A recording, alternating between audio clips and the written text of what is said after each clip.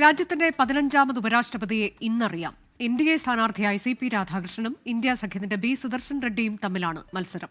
രാവിലെ 10 മണിക്ക് വോട്ടെടുപ്പ് ആരംഭിക്കും. വൈകിട്ട് 6-നാണ് വോട്ടെണ്ണൽ. ജഗ്ദീപ് ധൻഖറിന്റെ അപ്രതീക്ഷിത രാജിയെ തുടർന്നാണ് വീണ്ടും ഒരു ഉപരാഷ്ട്രപതി തെരഞ്ഞെടുപ്പിന് കളമൊരുങ്ങിയത്. സമീപകാലത്തെ ഏറ്റവും വാശിയേറിയ ഉപരാഷ്ട്രപതി തെരഞ്ഞെടുപ്പാണ് ഇത്തവണത്തേത്. 2 ദക്ഷിണേന്ത്യക്കാർ പരസ്പരം മാറ്റുരയ്ക്കുന്നു എന്ന പ്രത്യേകതയും ഇത്തവണത്തെ തെരഞ്ഞെടുപ്പിനുണ്ട്.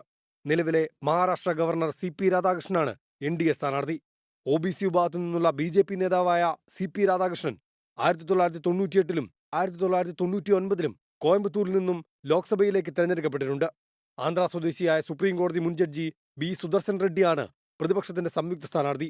നിരവധി സുപ്രധാന വിധികളിൽ കേന്ദ്ര സർക്കാരിനെ നിശിതമായി വിമർശിച്ചതിന്റെ പേരിൽ ശ്രദ്ധേയനാണ് ജസ്റ്റിസ് സുദർശൻ റെഡ്ഡി.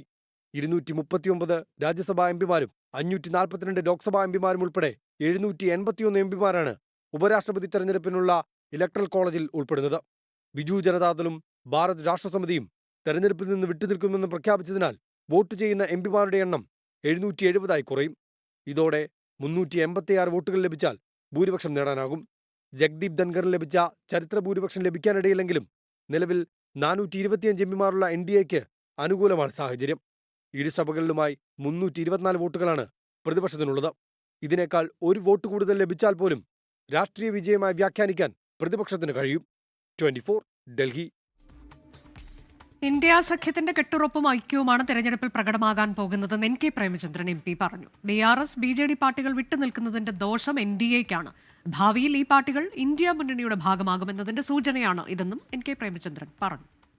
ഇന്ത്യ മുന്നണിയുടെ കെട്ടുറപ്പും ഐക്യവും അതിൻ്റെ ഒരു ശക്തിയും പ്രതിഫലിപ്പിക്കുന്ന ഒരു തെരഞ്ഞെടുപ്പ് ഫലമായിരിക്കും ഉണ്ടാകുന്നത്.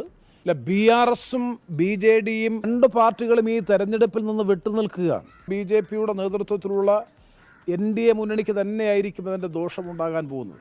ഭാവിയിൽ അവരും ഇന്ത്യ മുന്നണിയുടെ ദേശീയ തലത്തിൽ ഉയർന്നു വരുന്ന പ്രതിപക്ഷ ഐക്യനിരയുടെ ഭാഗമായി മാറും എന്നതിൻ്റെ സൂചനയാണ്.